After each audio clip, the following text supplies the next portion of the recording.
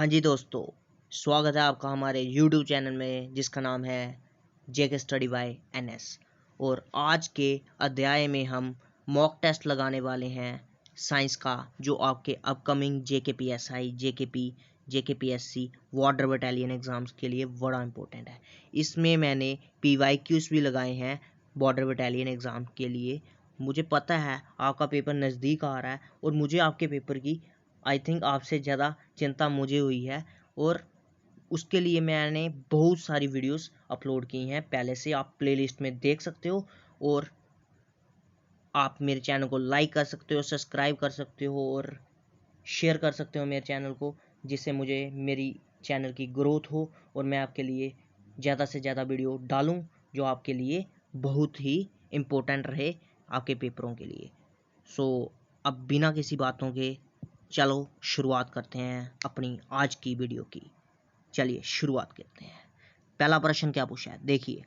A meter is use to measure dash flow in the device.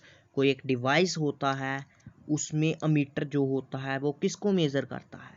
Ammeter जो होता है वो करंट को मेजर करता है, और करंट को जो होता है आई से डिनोट किया जाता है, और करंट को SI यूनिट जो है वो एम्पियर है। करंट को हम कह सकते हैं फ्लो ऑफ चार्ज कह सकते हैं। ओके, जो आगे देखते हैं। अमीटर जो होता है इस तरह से दिखता है। ए देखिए, ए मीन्स मैंने कहा करंट जो है उसका यूनिट जो होता है एम्पियर होता है। इट मीन्स ये अमीटर जो है एम्पियर लिखा है, इट मीन्स ये करंट को मेजर कर रहा है। इसमें दो टर्मिनल होते हैं, पॉजिटिव और नेगेटिव, आप देख सकते हो। अगला क्वेश्चन देखिए। Which is the only element in the periodic table without neutron in the nucleus. आपको मैं बताऊं, ये बहुत बार पूछा गया प्रश्न है प्रीवियस ईयर में। आप इसको ध्यान से देखिए। उन्होंने कहा कौन सा एलिमेंट है पीरियोडिक टेबल में जिसके जो विदाउट न्यूट्रॉन होता है। और मैं आपको बता दूं, जो प्रोटॉन्स और न्यूट्रॉन्स होते हैं कोई एटम के, वो सेंटर ऑफ द एटम में लाई करते हैं। जो whole mass of the atom जो होता है बेसिकली वो न्यूक्लियस में ही लाई करता है। और मैं आपको बताऊं कि पीरियोडिक टेबल में हाइड्रोजन एटम ऐसा एटम है जिसका कभी कोई न्यूट्रॉन नहीं होता। और देखिए मैंने पिक्चर में लगाया है, हाइड्रोजन एटम जो है इसमें एक प्रोटॉन है, एक न्यूट्रॉन है। अब आप पूछ सकते हो कि इसका एटॉमिक नंबर 1 है तो इसमें इलेक्ट्रॉन 1 और प्रोटॉन 1 कैसे आया? मैं आपको बताऊं, जितने इलेक्ट्रॉन होते हैं उतने ही प्रोटॉन होते हैं। हमारे पास नंबर ऑफ प्रोटॉन जो होते हैं नंबर ऑफ इलेक्ट्रॉन्स के बराबर होते हैं। इट मीन्स इसका एक ही इलेक्ट्रॉन होगा, एक ही प्रोटॉन होगा। और जो न्यूट्रॉन होते हैं ये न्यूक्लियस के अंदर होते हैं, देखिए। पर यहाँ पे हाइड्रोजन में तो कोई न्यूट्रॉन नहीं है। इट मीन्स हाइड्रोजन एटम में न्यूट्रॉन्स नहीं होते। और कार्बन एटम्स में आप देख सकते हो न्यूट्रॉन है, हाइड्रोजन में नहीं है। तो हमारा क्वेश्चन था कि हाइड्रोजन एटम में न्यूट्रॉन कौन सा एटम है जिसमें न्यूट्रॉन नहीं होते, वो हाइड्रोजन एटम है। जो चलिए अगला प्रश्न देखिए। Which of the following term denote the location of male gametes in a plant.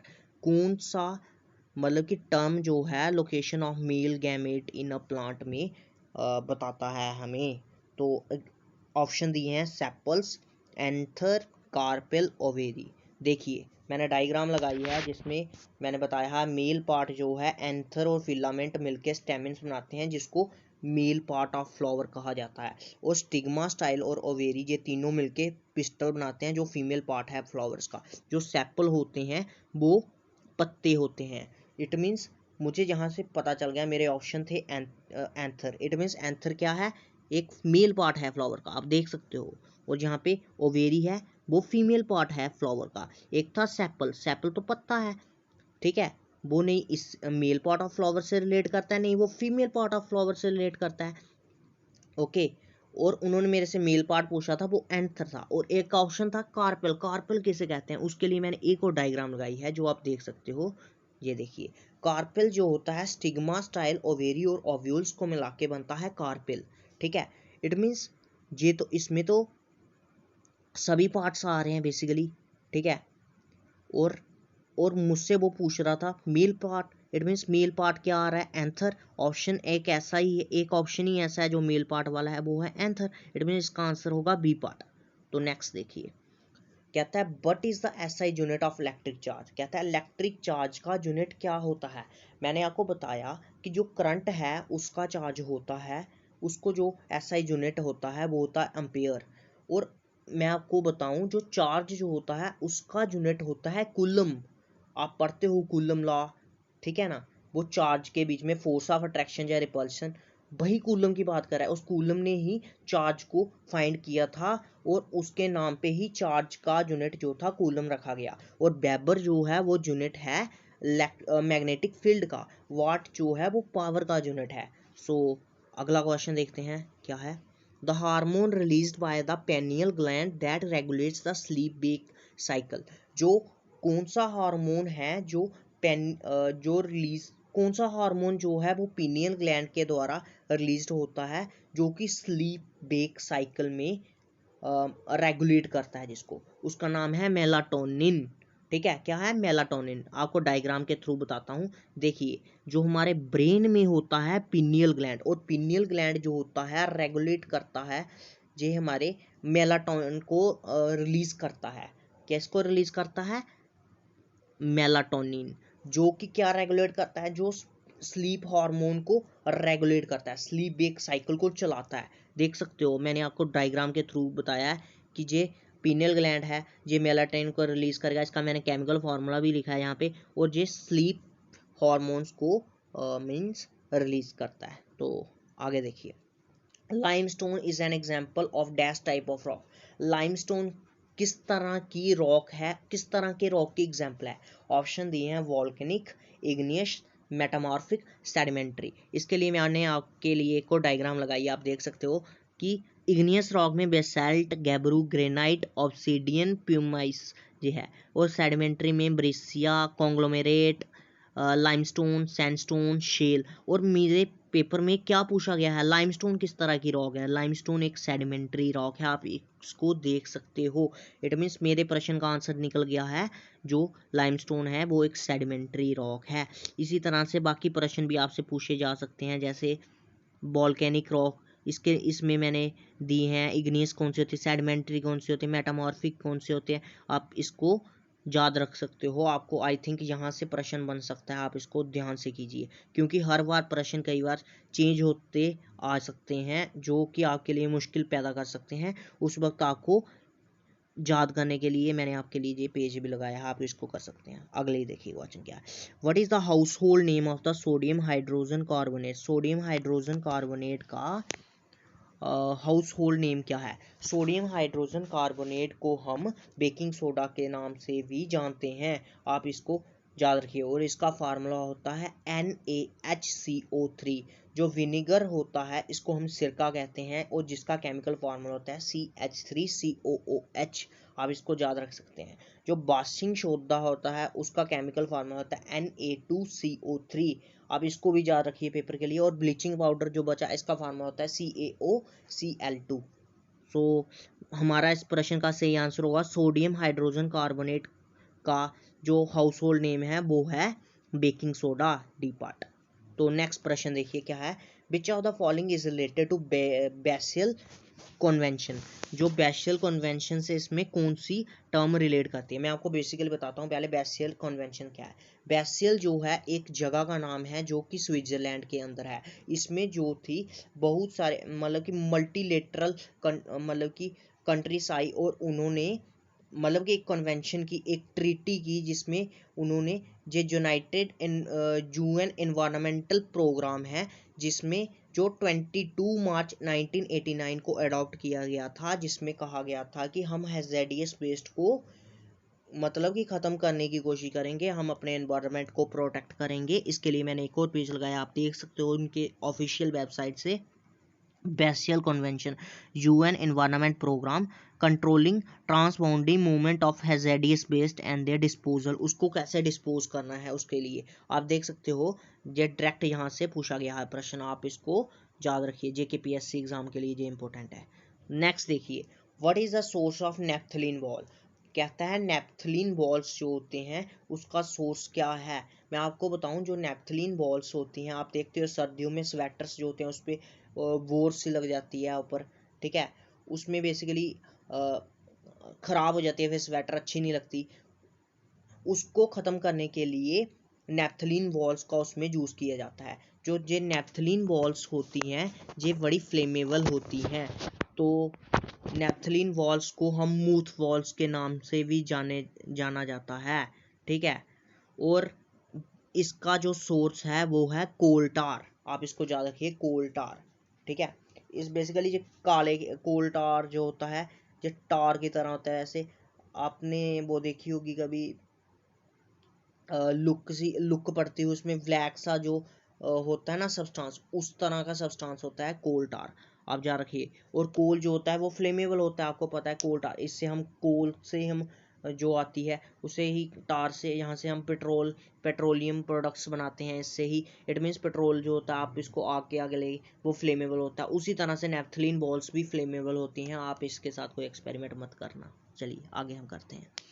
Which of the following is an example of communicable disease, इसमें से कौन सी एग्जाम्पल है कम्युनिकेबल डिजीज की? एक ऑप्शन है ऑस्टियोरेथिस, मिसल्स, डायबिटीज और कैंसर। देखिए diabetes हम रोजाना जिंदगी में देखते हैं, होती रहती है एक दूसरे में, इसका ये मतलब नहीं है ये एक बंदे से दूसरे बंदे में जाती जा रही है, इट मीन्स ये ऑप्शन हमारा काटा गया। कैंसर पर्सन्स भी हम देखते हैं बहुत सारे, जो कि एक पर्सन से दूसरे पर्सन में कैंसर नहीं जाता, इट मीन्स ये भी ऑप्शन कैंसिल होता है। अब आती है मिसल्स और ऑस्टियोआर्थ्राइटिस डिजीज, ठीक है। अब देखिए इसमें क्या है, मिसल्स जो होते हैं ये होती है जो कम्युनिकेबल डिजीज होती है, ठीक है। कॉन्टिगियस डिजीज होती है, इसको हम और भी कह सकते हैं कॉन्टिगियस डिजीज, पेपर में आ सकता है, इसकी भी मैंने डायग्राम बताई है। ऑस्टियोआर्थ्राइटिस जो होती है ये एक कम्युनिकेबल डिजीज मतलब कि नहीं है, तो मिसल्स होगी। ये देखिए मिसल्स जो होती हैं इस तरह से हो जाती हैं, कई बार जो माता सी हम कहते हैं ना, माता हो गई है, उस तरह से होती है। इसके बाद क्या होती है कि आपके सांस फूलने लगती है, आपको बुखार होने लगता है, आपको तेज़ फीवर आ जाता है, और खांसी जुकाम, छींके आना, ये सब इसके कॉमन सिम्टम्स है, ठीक है। आप देख सकते हो मैंने डायग्राम के थ्रू लगाया। अगला देखिए, और ये है ऑर्थोरेटस, क्या होता है बेसिकली, ये क्या होता है, हमारी हेल्दी नी जॉइंट होती है ये।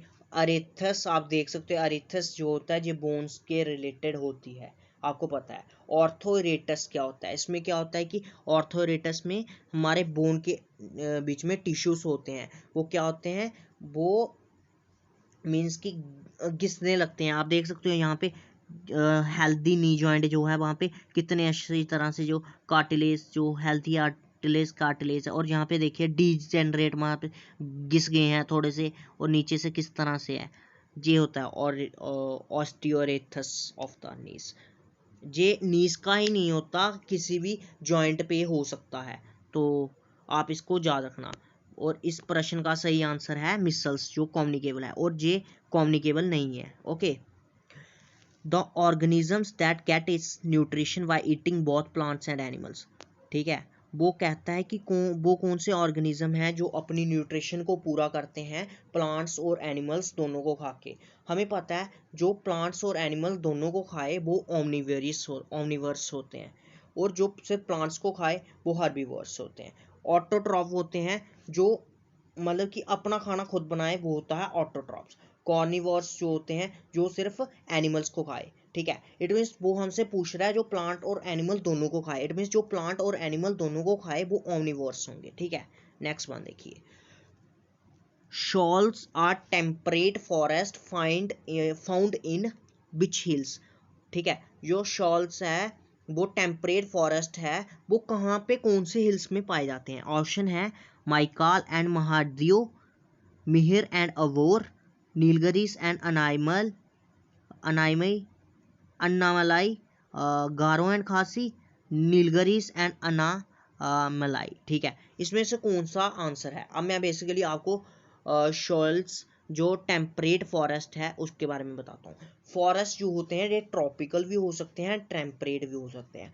ट्रॉपिकल फॉरेस्ट वो फॉरेस्ट होते हैं जो ट्रॉपिक्स के बीच में लाई करते हैं, और बेसिकली यहाँ पे सन जो होता है वो डायरेक्ट होता है। हम जानते हैं जो सनलाइट जो होती है वो डायरेक्टली ट्रॉपिक्स के ऊपर पड़ती है, और ये बड़े ही ज़्यादा भी नहीं वार्म रीजन कहलाते हैं। और जो टेम्परेट फॉरेस्ट होते हैं ये कोल्ड रीजन्स में होते हैं, ठीक है, और जहाँ की कोस्टल रीजन के पास होते हैं। और आपको पता है इन सभी ऑप्शन में मैं कैसे निकाल सकता हूँ, जो नीलगिरीज और अनामलाई जो है ना, सी पार्ट देखिए 2 बार आ गया है वो गलती से, आप देख सकते हो नीलगिरीज और अनामलाई। आप देखिए जो कर्नाटक और तमिलनाडु साइड है जो कि बिल्कुल सी के साथ ही है, और सी के साथ होने की वजह से ये कोस्टल रीजन में आते हैं। और कोस्टल रीजन मैंने आपको बताया नहीं यहाँ पे ज़्यादा ठंड होगी और नहीं यहाँ पे ज़्यादा गर्मी होगी। इट मीन्स वो टेम्परेट सा क्लाइमेट वहाँ पे होगा। इसमें टेम्परेट क्लाइमेट होने की वजह से वहाँ पे शोल्स टाइप के ट्रीज जो वहाँ पे होते हैं, और ये फॉरेस्ट वहाँ पे हैं। और इट मीन्स वो आपको पता है कर्नाटक और तमिलनाडु साइड थोड़ी कर्नाटक और केरल साइड, सॉरी, कर्नाटक और केरल साइड जो है वहाँ पे नीलगिरीज और अनामलाई जो है वहाँ पे ही पाई जाती है। इट मीन्स जो शॉल्स जो है ये टेम्परेट फॉरेस्ट है, ये जहाँ पे पाए जाएंगे। तो देख सकते हो मैंने यहाँ पे इसकी पिक्चर भी लगाई है, आप देख सकते हो किस तरह की ये फॉरेस्ट है। छोटी छोटी हर्ब्स होती हैं, ज़्यादा बड़े बड़े पेड़ नहीं होते। ओके, टेम्परेट, ठीक है। What is the rate of flow of an electric charge? जो मैंने आपको पहले डेफिनेशन में बता दिया था कि जो इलेक्ट्रिक करंट होता है वो rate of flow of electric charge होता है। इट मीन्स इसका ऑप्शन सीधे बी निकल रहा है। तो नेक्स्ट वन देखिए, dash forest are also known as monsoon forest. वो कहता है मॉनसून फॉरेस्ट किस फॉरेस्ट को कहा जाता है। मैं आपको बेसिकली इसको बताता हूँ कैसे करना है।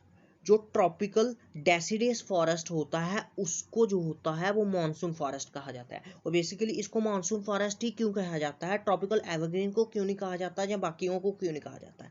जो ट्रॉपिकल डेसिडियस फॉरेस्ट होते हैं बेसिकली मैं बताऊं, ये मॉनसून फॉरेस्ट आपको देखिए, आपको पता है हमारे इधर मॉनसून जब आता है जिस सीजन के थ्रू आता है। इट मीन्स जो ट्रॉपिकल डेसिडियस फॉरेस्ट होंगे वहाँ पे सीजनली पत्ते आते हैं।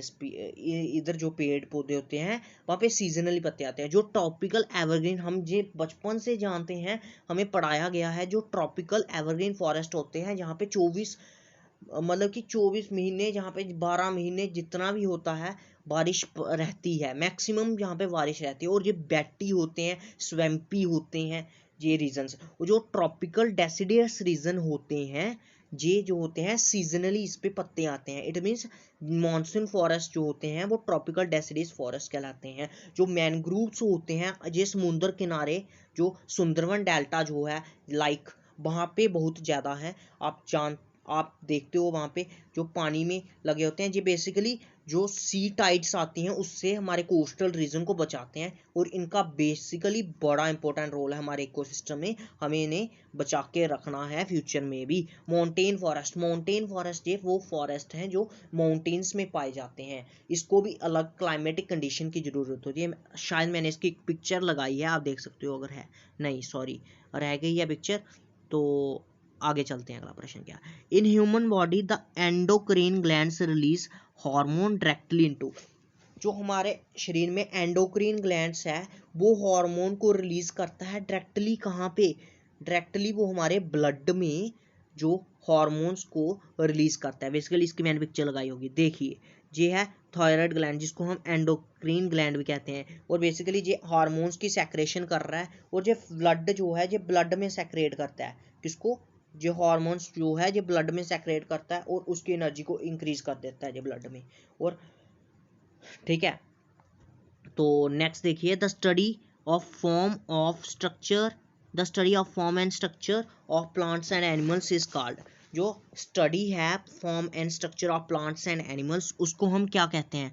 उसको हम कहते हैं मॉर्फोलॉजी। आप याद रखिए, study of plants and animals के स्ट्रक्चर जो फॉर्म को पढ़ना उसको हम मॉर्फोलॉजी कहते हैं। बेसिकली टैक्सोनॉमी क्या होती है? फिर टैक्सोनॉमी होती है, इसमें हम name, description and classification of organism करते हैं इसमें हम, ठीक है। उनको हम नेम देते हैं, जो हम एक साइंटिफिक नेम देते हैं कोई एनिमल्स को, प्लांट्स को, इसमें ही वो टैक्सोनॉमी में ही गिना जाता है। उसके बाद आती है